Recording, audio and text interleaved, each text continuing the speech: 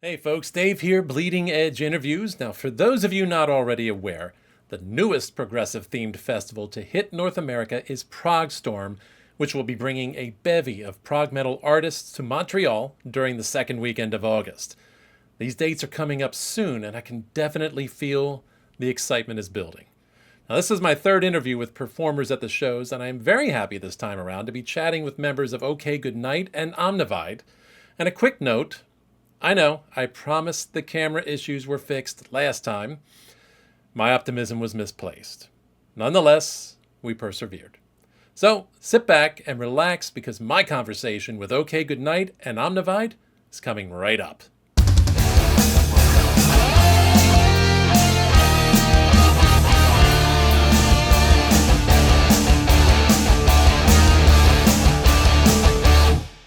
Okay, so joining me this time around, we've got a bevy of people from two different bands who are going to be graciously spending some time talking about Progstorm. With me from OK Goodnight, we've got Casey Lee Williams, Peter DeReyna, and Martin De Lima. And from Omnivide, we've got Sam Frenette. Thank you, everybody, for joining me. It's so nice to have such a large group here. I almost feel like we're going to play a game of Hollywood Squares. Does that mean anything to anybody your age? As I say that, that comes out of my mouth, and I go, Dave, none of these people have probably been alive since that show was on the air. Yeah, I wish I actually don't know what you're talking about, and usually I get the reference. Yeah. Right, well, I appreciate the little chuckles you guys threw in there to what's the word? Patronize me. There we go. Make the old man not feel quite so out of touch. I'm going to just insert a little clip of Hollywood Squares in the midst of this conversation when I do the edit. All in the Hollywood Squares. And here is the master of the Hollywood Squares, Peter Marshall. A very good evening, ladies and gentlemen. It's okay. This is gonna be on the radio, right? On the YouTube and the podcast, and yeah, those on the radio. Well, okay, the podcast version that may not mean a lot to them. No, that's my stupid job. Oh. Fair enough, gotcha. No worries, we'll work around it. You know, if my last two video outings involved camera snafus that took me offline, or at least my picture offline, which nobody's complaining. But took me offline briefly while we were talking. So, hey, if the third set of Progstorm interviews ends up slightly cursed, that's what happens. It might as well be continuing the trend. Anyway, thanks again for everybody being here. So I'm so curious because we get this big, diverse group of performers and artists coming along to this thing. And how did all of you come to be involved in this? Like, how did it come down that you get to be in the inaugural edition of Progstorm? Well, that's an interesting question, actually. I think a lot of times when we get a festival or we do or when something good happens, we usually don't know why, and that's because we're musicians and things just happen, and we know a lot of people. But I think that's precisely it. I think for OK Goodnight, we were on tour in Montreal last year, and we had also done this festival in Germany called Night of the Prog. And, kind of through that, I think we connected with a lot of the prog community also through Just for Kicks in Germany, which is like a publication for a lot of prog music and things like that. So I think we just kind of got connected to the prog scene. And then the Progstorm guys reached out one day, which was awesome. And Montreal has such a great live music scene. So I also think that's probably why. It's because they know their stuff. So, yeah. Nice. Well, for ourselves, we met the guys in Void Chaser who are kind of organizing the whole thing, Chad and GC, because we play around Eastern Canada because that's where we are, and it's the most accessible. So we played in Montreal a few times and other places, and we knew a common person who's kind of really involved in the scene, and he said, like, you guys should really tour together. So that's kind of how it all started a few months ago. So then we started talking, Void Chaser and Omnivide, and next thing you know, we planned a little maritime tour. And that was kind of it. And they said, like, oh yeah, we're doing this Progstorm thing, but it's kind of like already booked and whatever. So, but next year you guys could get on. But then some things changed. Then they decided to have us on. So we were really pumped when they asked us. It was awesome. Very cool. Yeah. Okay, and that grabs my attention immediately as I need to apologize for mispronouncing Omnivide. Oh, yeah. It's all good. I checked every name except the band names. That's all good. People say it all kinds of ways. So, Well, it's actually meant to be said in French and English also. Like you can say Omnivide or Omnivide, and it works both ways. Yeah. It was 4 years of high school French. It was influencing how I pronounced that, which is why I said it as I did. There you go. It sounds like I didn't get it quite right. All right, so nice. So, I mean, I think that illustrates what I've come to understand and really see firsthand in talking with folks involved with this is that community of prog, and in particular prog metal. And it seems like there's a really healthy community going on up there in Canada. For sure. Yeah, I mean, we have a good amount of bands, and just people are very enthusiastic about that genre. And I guess Montreal has always been a hub for metal in general, but also like tech death and more prog as well. So it just there's always been that genre floating around, and it's always been very alive. But it's nice that it's continuing because some genres kind of fade in and out, but it seems like prog is as strong as ever in our neck of the woods. Wait to see if anybody else wants to weigh in. Go ahead, Peter. Well, I remember every time that I played in Montreal, it's a great time. People, the shows are normally packed. The bands who are from Montreal, who are like supporting the touring bands and stuff like that, all really kill. From what I've seen, so it's in the top 3 places in all of North America. Wow, to play for me, I would say. And OK Goodnight's first performance was only last year, and it was super well received. There were a ton of great people there and stuff. So Thanks. Yeah, it's awesome that we have a like Eastern Canada local, to weigh in because we don't. None of us live there, so like can't talk too much about the scene. But yeah, the crowds were awesome, and God, I love poutine. So I'm excited. Can you get a poutine in the U.S.? Is that a thing you can get anywhere at all? I'm sure, but sure. Yeah, but cool. Good to know. Yeah, my girlfriend loves it's just it. not as Sometimes good. you go to some places and for whatever reason they decide to call it disco fries. I'm not sure if that's exactly the same thing or not. But Interesting. But yeah, just like anywhere else, I feel like there are particular places in the US where you can get it, where it's supposedly the best or really good. But Canada definitely does it well. So yeah, we're really excited to go back. Nice. They need to sell it at the concession stand at the show. They sure do. Yes, they do. So that's the thing I guess I'm coming to learn here is I had no idea that the Quebec is such a prog metal scene, like that it's that happening.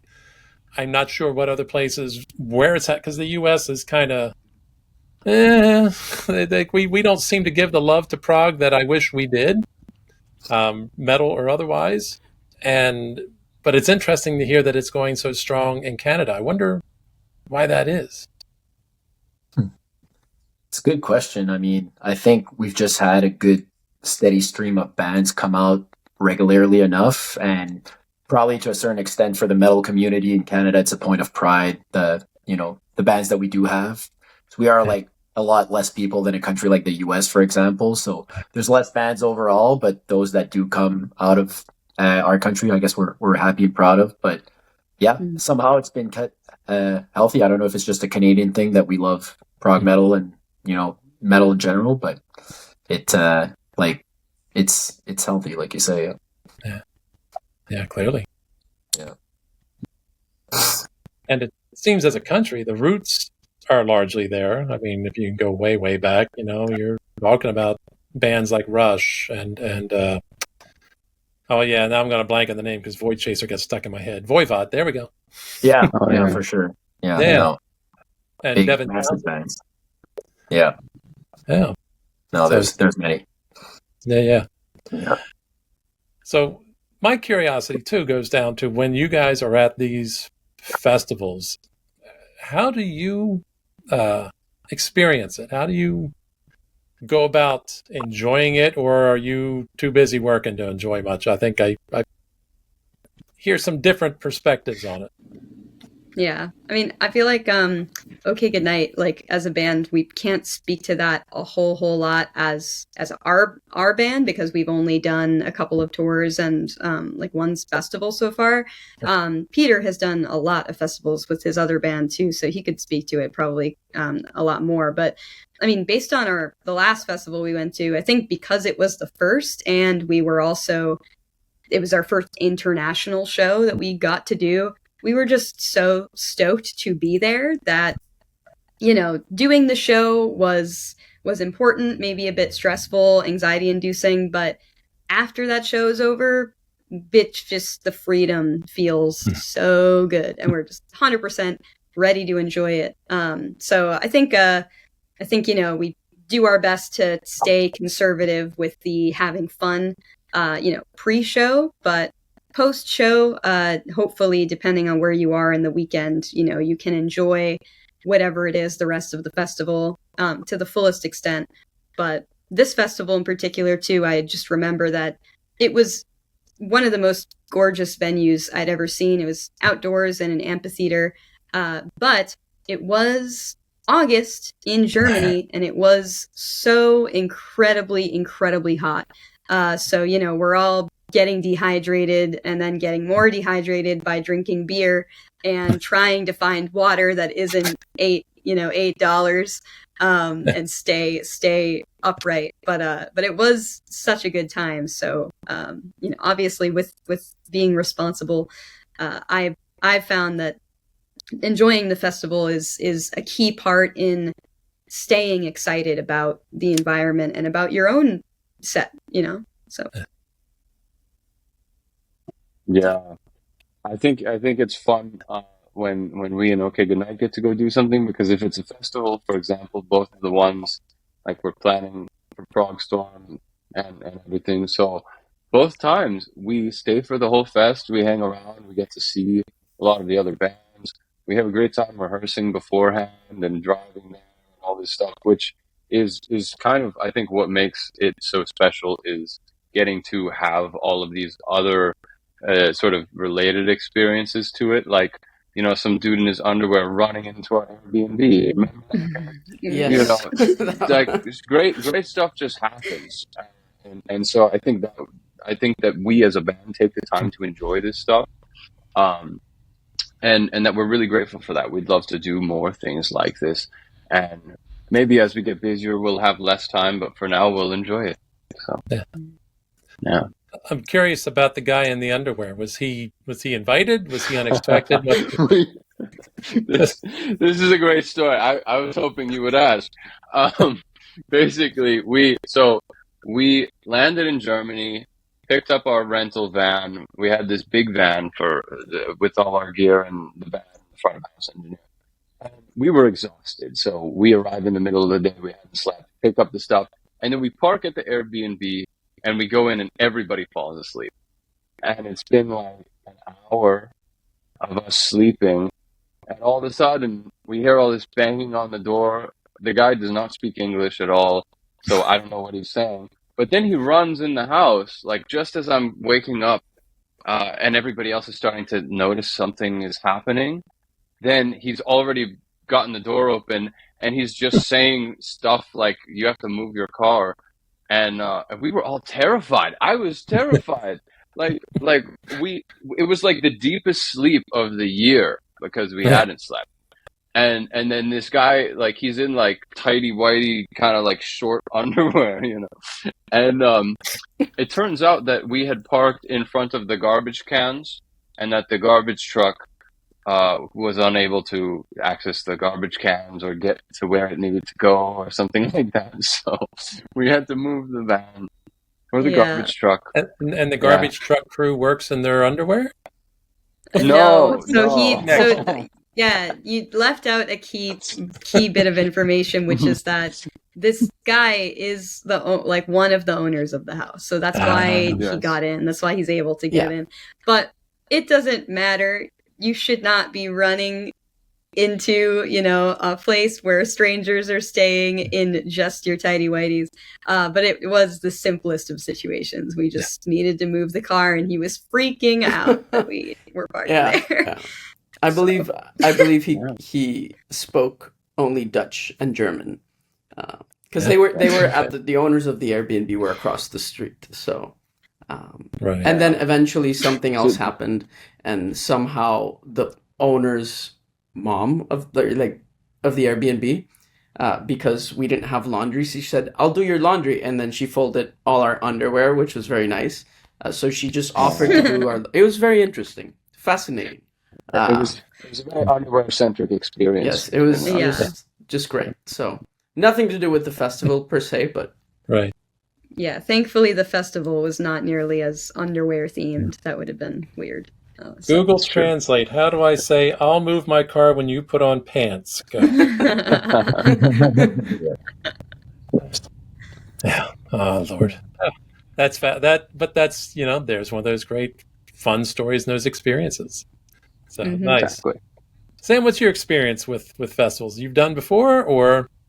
I've done some with my other band that I play in. Omnivide, that will be our first, so we're really stoked for that. And like you guys were saying, we want to be there for the whole thing and just kind of take the whole experience in, see all the bands, and, just meet people. So that's definitely what we're going to do. And, with my other bands, I guess, like, it's always a good time to stick around. I think, like they were saying, it's just like before and after, whenever you can. But for sure, once you've played, you get this big relief where you're just like, I can chill. And, I don't have to perform. I don't have to worry about how I am or whatever. So you just enjoy yourself for the rest of the day and maybe 2 days or whatever.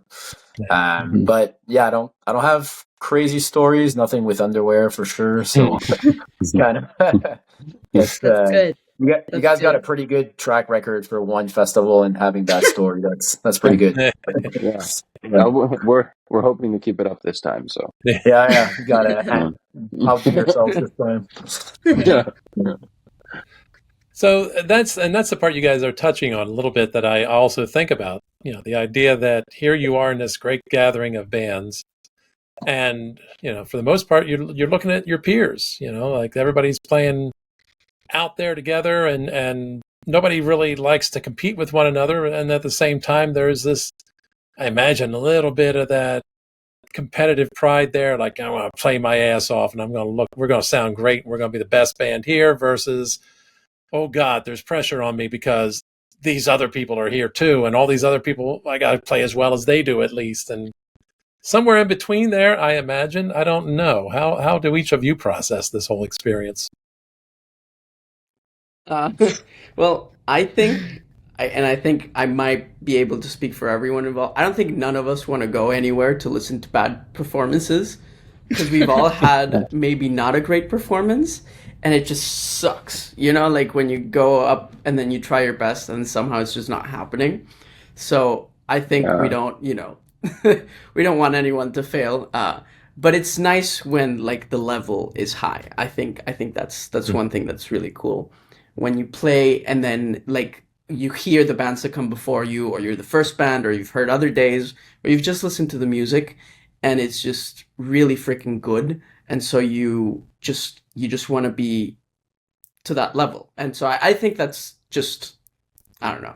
I think that's like a very inspiring thing. Maybe it's competitiveness. I don't know. Maybe. But it's at least, you don't want to stick out like a sore thumb. You want to be at the level or better. But yeah, there's some killer bands. I mean, there's some people that I've seen play like some insane stuff, and I'm like, how do you even? What is this? So it's nice. It's nice when the level is high.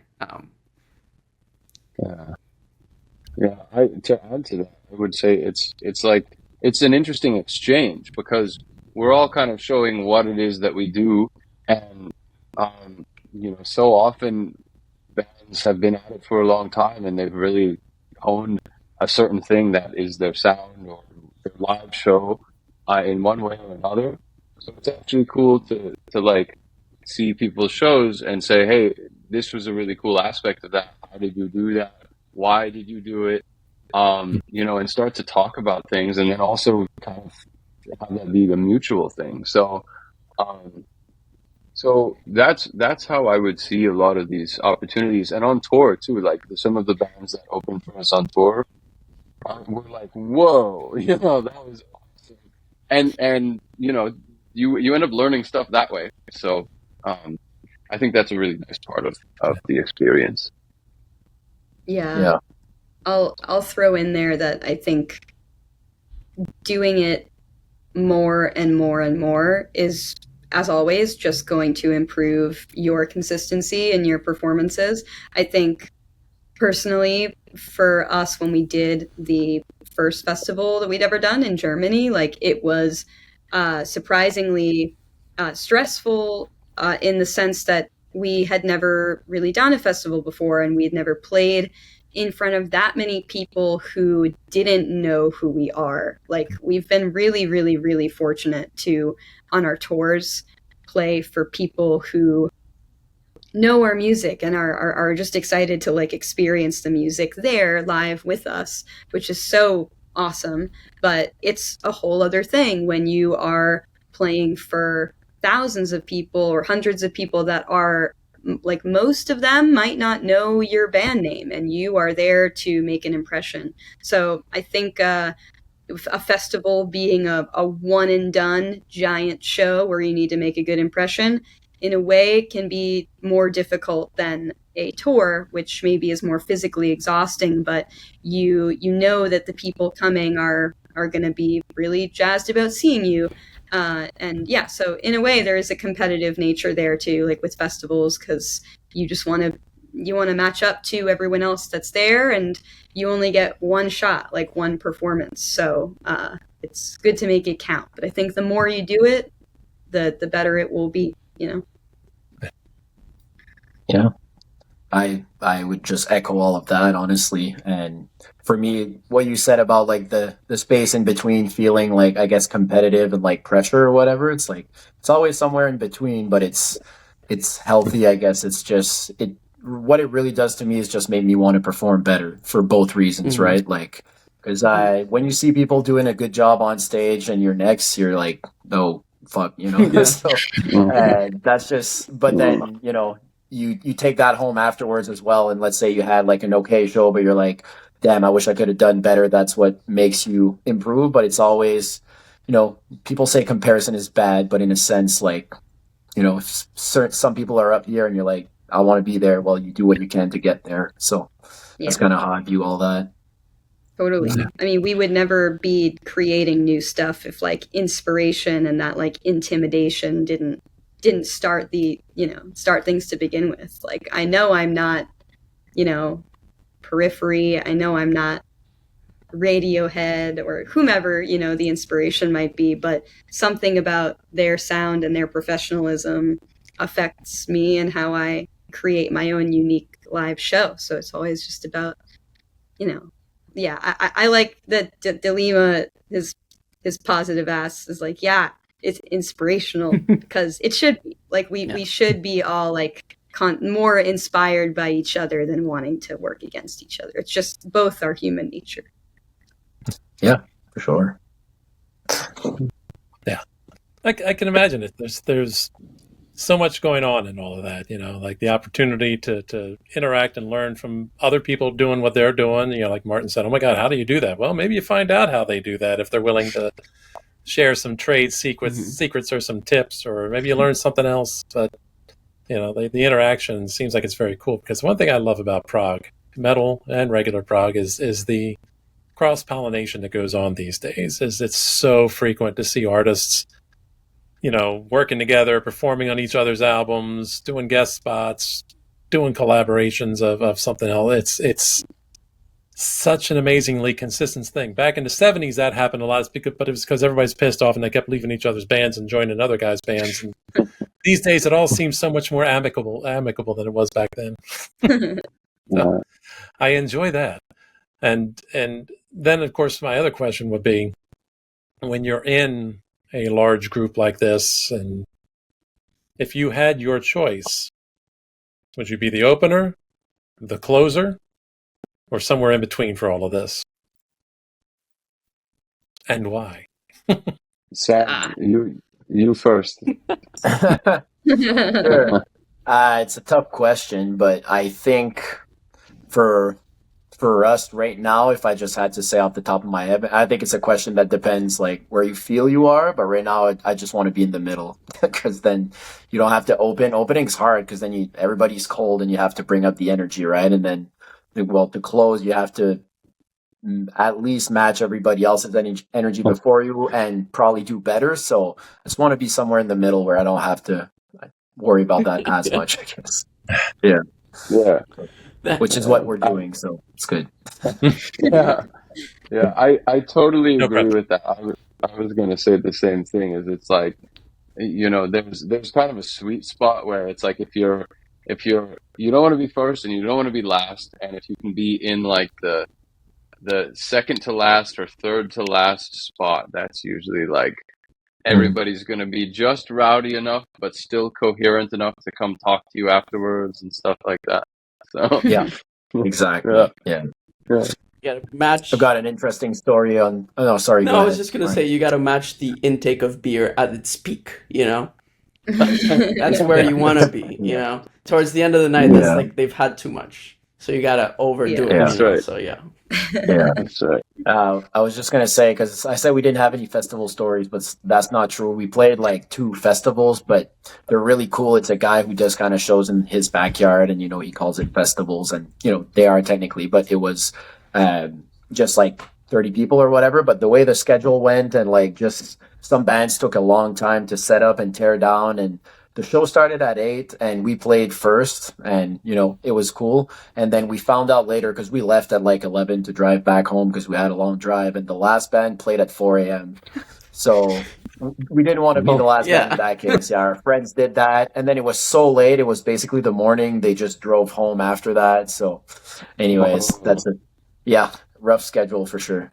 It's interesting. I had a friend who also did shows, big like festival things in his backyard. I don't know if it's as big as what you're talking about. And you didn't really go to cool, Maryland honestly. for that, did you? Yeah, no. There's in New Brunswick over here. Yeah.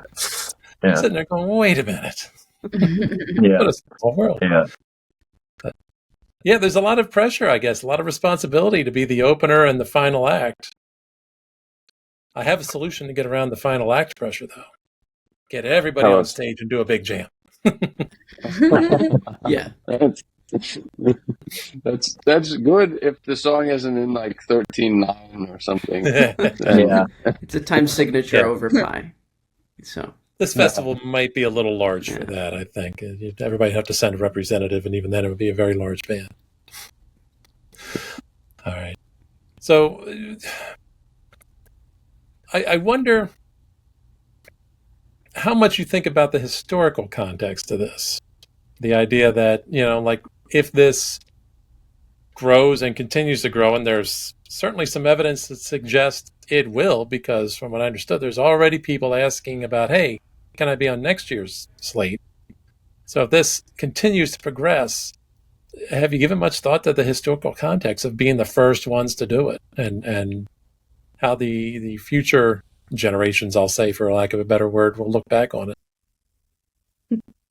Yeah. Well, go for it, Casey.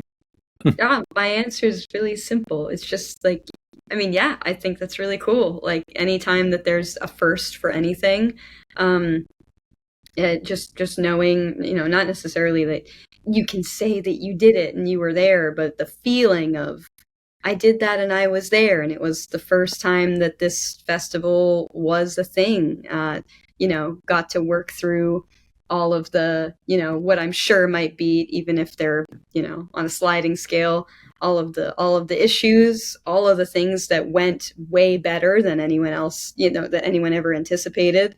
And all these people, building a new kind of community and like meeting each other. I think that's a gorgeous thing. Like, so, regardless of what necessarily happens with the festival in the future, like hopefully it just gets bigger and bigger and bigger. But I think it's absolutely awesome that we can say that we were part of it. Mm-hmm. Absolutely. I also think that like the people who we've interfaced with who are involved with the fest are doing an excellent job. They're working really hard. They're clearly super passionate about this, and the whole thing looks like something that you could believe in, if you know what I mean. So it's nice to sort of see such a huge community kind of being offered something like this by people who really care about it, and seeing that work. So um, it's everybody's doing a great job, and that really means a lot for the future as well, especially for us as bands showing up at the fest. Yeah, for sure. And I mean, from our perspective, since it's close to home, it's really cool to see. Like you said, I got to give massive props to the organizers for even thinking of the idea and then pulling it off so well, because it's the kind of thing I would have thought of once in a while, just being like, oh, it'd be cool if there was a prog festival around here, and like then completely forget about it and do nothing about it. But they actually did something about it. So that's, major props to them, and they're pulling it off extremely well. So it's cool to think that this might continue, like you say, and hopefully it does. Because I mean, I think there's definitely a crowd for it. Like we were saying, Montreal is the perfect city for it. So there's no reason why it couldn't. Yeah, and I think, I mean, we want these kinds of festivals and spaces to exist, right? So if this is the first, right, and it keeps going, that's just awesome, not just for us for being part of it, but just in general, this is great. Live music, we should have like good festivals with good bands performing at cool places. So anytime we get that, I'm all for that. So yeah, so that's cool. True. Nice. And I'm also curious. I mean, I don't know exactly how long everybody's sets are going to be, but I imagine when you've got something like this, they're probably a little shorter than if you were the headliner, probably a little longer than if you were an opener in a regular show. I could be completely wrong, so please feel free to correct me, because I'm talking completely from my point of ignorance. But what kind of challenges does that present in choosing the songs for your set? Because I imagine like everybody probably can't quite get in everything they'd love to play at the show, or maybe you can. Yeah, it's a good question. I mean, from our perspective, because we're like proggy death metal, I guess, we're picking the more proggy songs of our repertoire, basically, is kind of how we're going about it. Still having some variety in there, but that's what seems to make sense. So, and yeah, set length wise, I mean, we're playing 40 minutes. That's right about what we would play at a normal show, even if we were headlining, because our, more death metal shows tend to have like 3, sometimes even 4 bands. And so, if everybody plays, the opener plays 30 or 20, and then the other 2 play 30 or 40, that makes for a lot of heavy music. So usually it's enough. People have had enough, so you don't want to overplay. So 40 is about what we would do, 40, 45. All right, and my camera's doing this again. I don't know why. I really thought I had this fixed. That's all good. We'll miss you. I think we... nobody can see me. Nobody cares.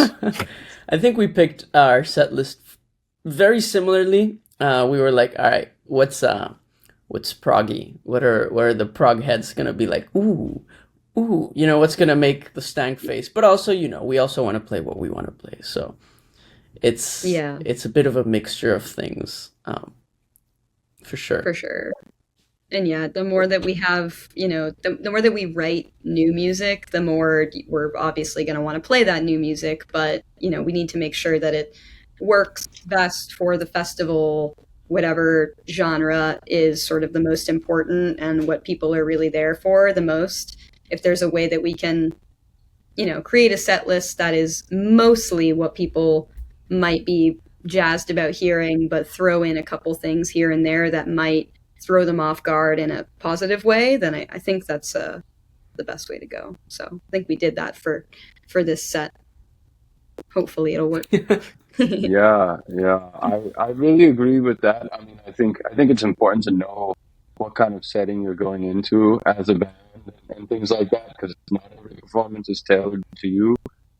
But at the same time, it is cool to shake things up a little bit, and I like this about the first festival that OK Goodnight did. We were kind of like, yes, we're prog, but we were kind of different than a lot of the other prog bands there. And I think we didn't necessarily try to fit into doing what they do. We did our thing, and I think people really enjoyed the difference because they knew what the rest of the day would be like, more or less. They didn't know what we would be like because, again, they didn't know us too well. So I think sometimes it is cool to let the differences stand out, especially at a festival, because there's an opportunity to find something you really love that you didn't even think you would. And I think that's why a lot of people go to festivals. You might find some bands that are really cool. So nice. Yeah. And certainly I imagine so, because, well, then again, people may be familiar with every single one of you guys before they even walk in the door. If they're not, at least it's a pleasant discovery. Yeah. Yeah. Yes, I'm still here. The camera has... It's the curse of the Progstorm interviews. It's the only time it's ever done this, and I'm not sure why it suddenly has done it. I thought I'd traced the issue, so forgive me. I'll just paste a nice little avatar over my picture for editing later, and nonetheless continue to chat with you all. But that was getting close to my last question, so that's fortunate if the camera's going to crap out on me at the moment. But anyway, if there's one thing you want to walk away from this gig doing, and doing it as best as you can do it, what would it be?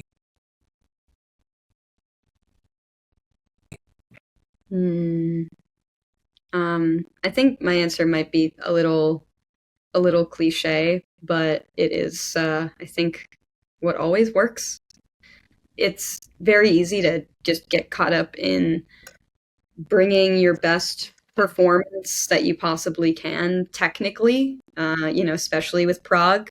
That is, and I'm a vocalist, so I'm not necessarily doing I'm doing technical work, but it's just not quite the same as what my bandmates are doing. But it can be very easy in the setting and in this genre to forget the feeling and forget the soul and the heart of why you're there. So at the end of the day, for me, it's going to be to have a good ass time. Just have a really good time, and sure, play my best technically, but really just play with the intention of connecting and with the intention of surprising everyone and having a good time with everyone. I think that's something that my anxious brain forgets really, really easily when preparing so much for a festival. Because, like we said, it's a one and done thing. So you do all of this practicing, hours and hours of practicing, and then rehearsals, and then you're there and you're on the stage, and that hour goes by so quickly. Even if it's 40 minutes, an hour, 2 hours, no matter how long it is, it goes by so fast. So you just need to savor every single moment that you have up there. So that's my goal. There you go. Yeah. Hard to add to that. That's pretty good. Yeah. Sorry. No. It's you're right. Everybody would think about the technical side of putting everything together to have a good performance, but sometimes we forget that you have to just bring the raw energy and the intensity. So I think, playing in front of a larger crowd and it being like a meaningful event like Progstorm definitely makes me want to bring that even more. So especially I play guitar and sing, and there's parts that are tough. So I'm kind of looking at my guitar and singing, but the moments where I don't have to do that, it's to remember to do something else. And, So, that's about all I can add because that was pretty good. Yeah. I would add one thing, which is probably make millions, I think, because that's why we're all here. Yeah. That's why we're in Prague. Yeah, that's why we're in Prague. Make as much money as possible, and I mean, I know Dave asked for one thing, but there's lots of different things we can think of that we want to happen or that we're excited about. I mean, I'm excited about the food and the meeting people. I know, kind of just trying new foods every single time that you're in a different city is like, some people really like that, and I definitely really like that. So. Awesome. Yeah. Very nice. Absolutely. I think like my only hope for this festival, which happens every time, is that it's a nice time for the people that come there and for all of us in the bands. Like I hope that there's a lot of time to catch everyone's set, and that we all that it's quiet enough that we can talk to all the other bands and things like that, because that would be fun. That's usually where a lot of Oh no. is. Oh, good. It's not just me. Oh no. Peter, you went. Yeah. Oh no. We're back now. Yeah. There we go. Oof. Okay. Sorry, guys. Sorry. And I know you just said something completely and utterly brilliant and philosophical and profound, and can no longer remember what it was exactly, right? Yeah, that's right. I think the connection's getting there, but it's not. But yes, that's correct. It's gone from my mind. Yeah. Well, you're starting to move again a little bit, at least. Oh, technology, you are not our friend anymore. One thing I wish AI is taking over. Skynet will soon rule. Yeah. And if I get to live the life of my cat, I am prepared to be a pet to our new machine overlords. That'd be awesome. That's what's up. Anyway. Now, I got one final thing that I did not come in here expecting to talk about. And I can say that somewhere along the line, I saw a name, and the name had a little itch in the back of my brain of, that seems familiar.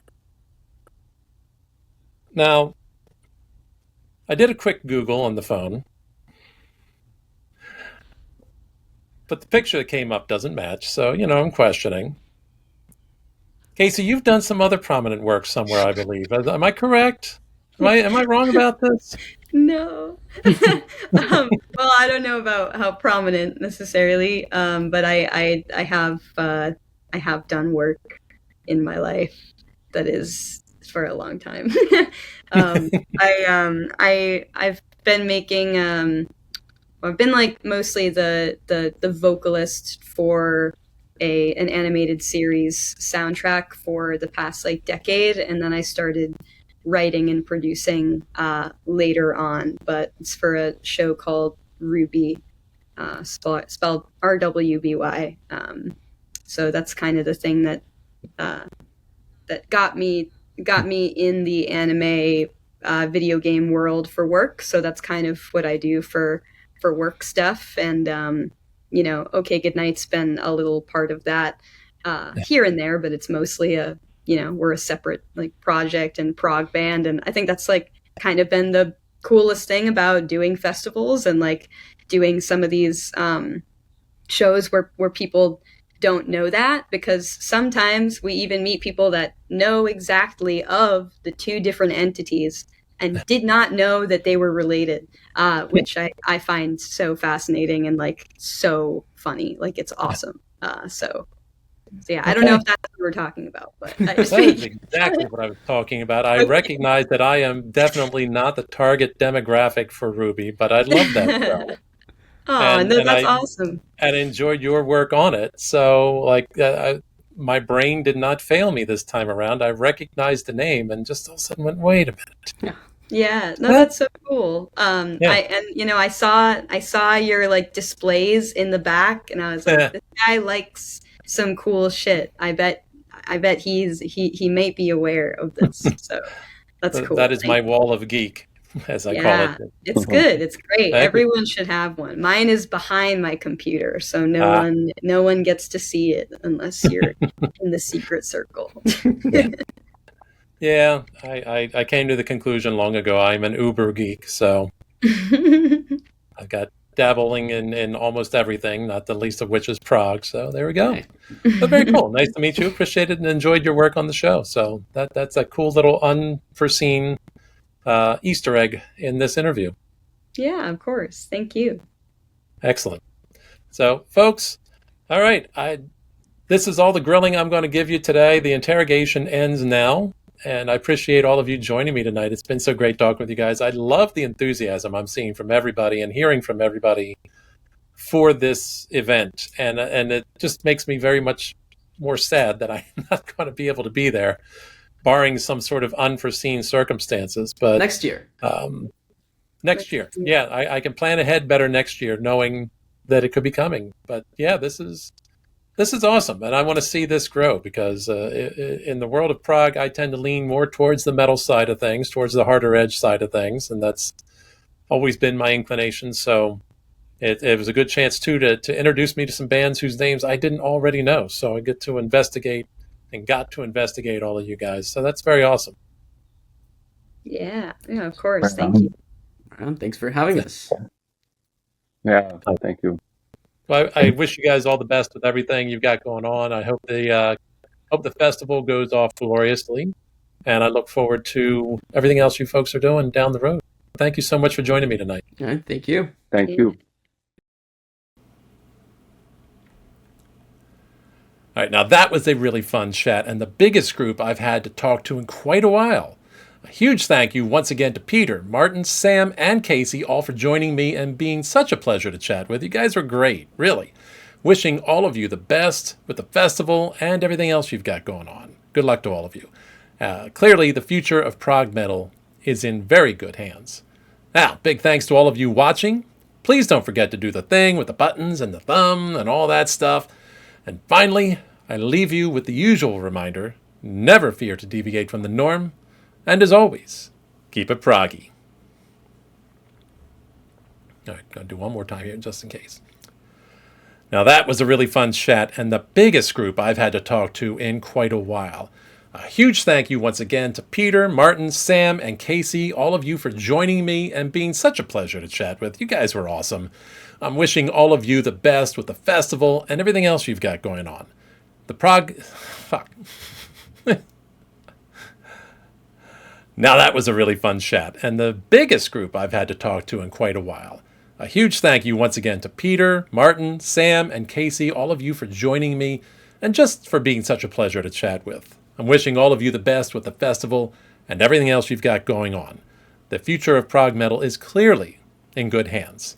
And a big thanks to all of you out there watching. Please don't forget to do the thing with the buttons and the thumb and all that. I really appreciate it if you could. And as always, I finally leave you with the usual reminder to never fear to deviate from the norm, and of course, keep it proggy.